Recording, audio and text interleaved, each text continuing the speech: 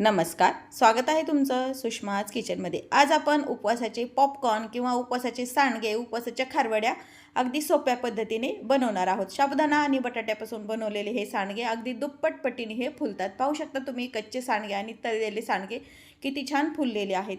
Recipe अगदी सोपी आहे आणि झटपट तयार होणारी आहे। त्यासाठी व्हिडिओ शेवटपर्यंत बघा। तसेच रेसिपीला लाईक करा, चॅनलला सबस्क्राइब करा आणि बेल नोटिफिकेशन पण ऑलवर प्रेस करा। आता आपण रेसिपीला सुरुवात करूया। उपवासाचे सांडगे बनवण्यासाठी इथे मी अर्धा किलो साबुदाणा जो आहे, नेहमी आपण खिचडीला जसा भिजवतो साबुदाणा तसा मी भिजू घातलेला आहे। एक रात्रभर पूर्ण किंवा 7 ते 8 तास तुम्ही भिजून घ्यायचा आहे। पूर्ण असा मोकळा करून घ्यायचा आहे। आता हा साबुदाणा भिजलेला आहे। आता यासाठी लागणारा बटाटा आपण किसून घ्यायचा आहे। अर्धा किलो साबुदाण्याला साधारण मी अर्धा किलोच बटाटे वापरतीये। बटाट्याचं प्रमाण तुम्ही तुमच्या आवडीने कमी जास्त पण करू शकता। या बटाट्याची आपल्याला साल काढून घ्यायची आहे। सर्व बटाट्याची साल अशीच काढून घेऊया आणि बटाटे आपल्याला पाण्यात टाकून घ्यायचे। साल काढल्यानंतर लगेच पाण्यात टाकायचे, नाहीतर मग आपले सांडगे हे थोडेसे काळसर बनतात। साल काढून बटाटे मी पाण्यात टाकून घेतलेले आहेत। आता या बटाट्याचा आपल्याला खीस करून घ्यायचा आहे। तुम्ही खिसणी न करू शकता किंवा या पिलरलाच माझा खीस करायचं पण आहे, मी त्यांनी हे बनवणार आहे। म्हणजे याचा कसा खीस असा जाड पडतो। जाड किंवा बारीक कोणताही खीस तुम्ही बटाट्याचा वापरू शकता। इथे मी पाणी घेतलंय, डायरेक्ट पाण्यातच याचा मी खीस टाकून घेणार आहे आणि व्यवस्थित खीस आपल्याला 3 ते 4 पाण्याने धुवून घ्यायचा आहे। जसे आपण वेफर्स धुवून घेतो त्याच पद्धतीने हा खीस पण आपल्याला धुवून घ्यायचा आहे।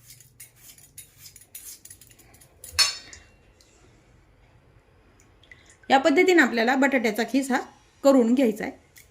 सर्व बटाट्याचा खीस आपण याच पद्धतीने तयार करूया।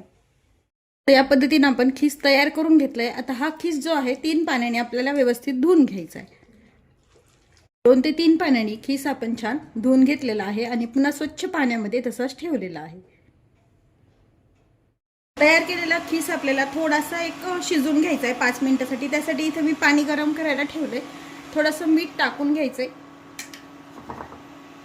आणि पाण्याला एक उकळी येऊ द्यायची। पाण्याला आपल्या थोडी थोडी उकळी येते। आता हा जो खीस आहे याचं पूर्ण पाणी काढून घ्यायचं आणि ह्या उकळत्या पाण्यामध्ये, गरम पाण्यामध्ये टाकून घ्यायचं आहे।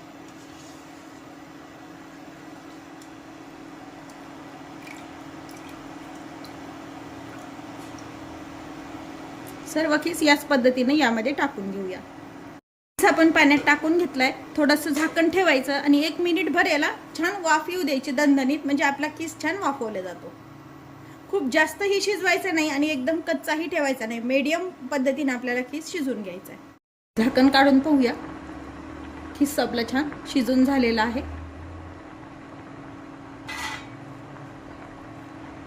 व्यवस्थित उकळी पण आलेली पाहू शकता। असं थोडासा नखानी तुटल्या गेला पाहिजे इतपतच आपल्याला शिजवून घ्यायचं आहे।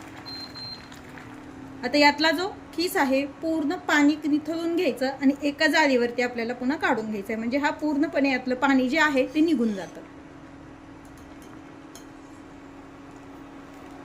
पाणी व्यवस्थित उकळलेलं आहे। यावरती एक जाळी ठेवून घ्यायची, चाळणी किंवा तुमच्याकडे जर स्टीमर असेल तर त्यामध्ये पण तुम्ही साबुदाणा वाफू शकता आणि याच जाळीवरती हा साबुदाणा टाकून आपण छान वाफून घ्यायचा आहे। छान ट्रान्सपरंट होईपर्यंत आपल्याला साबुदाणा वाफवायचा आहे।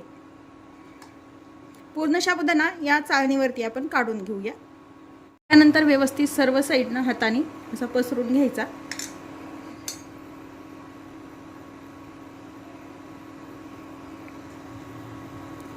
पीठ वाढवायची, यावरती झाकण ठेवायचं आणि छान ट्रान्सपरंट होईपर्यंत वाफू द्यायचं। साधारण 10 मिनिटांमध्ये साबुदाणा छान वाफवला जातो।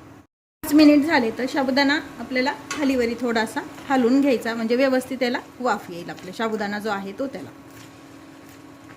आणि छान असा ट्रान्सपरंट सर्व साबुदाणा सारखा होईल। पुन्हा एकदा झाकण ठेवून घेऊया। झाकण काढून पाहायचंय,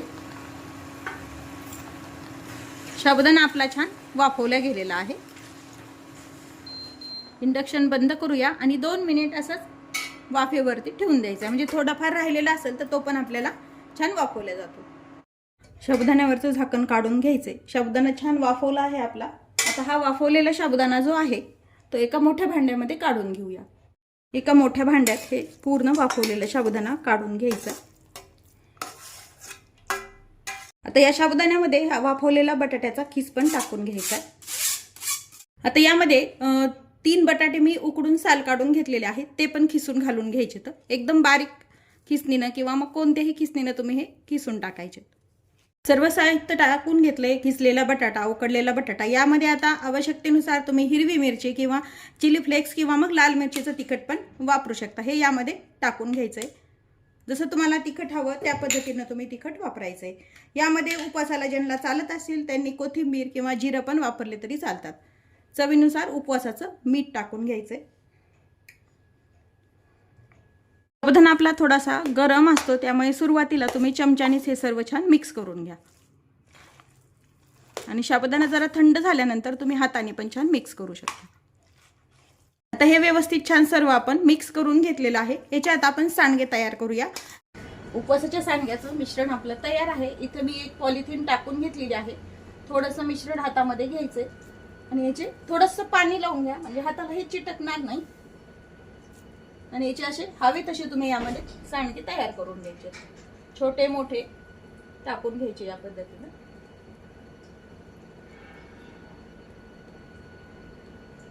तर याच पद्धतीने आपण बाकीचे राहिलेल्या मिश्रणाचे पण सांडगे तयार करूया.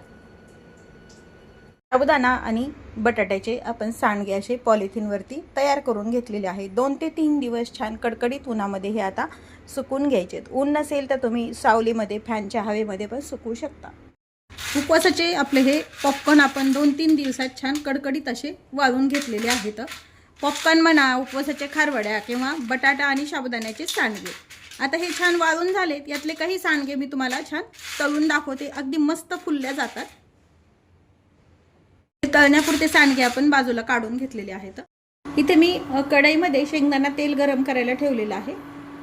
व्यवस्थित गरम झालंय. हीट थोडी कमी करून घ्यायची आणि यामध्ये हे तयार केलेले साबुदाणा बटाटा सांडगे टाकून घ्यायचे. थोडे थोडे टाकून छान फुलवून घ्यायचे. पाहू शकता अगदी छान मस्त फुलल्या जातात.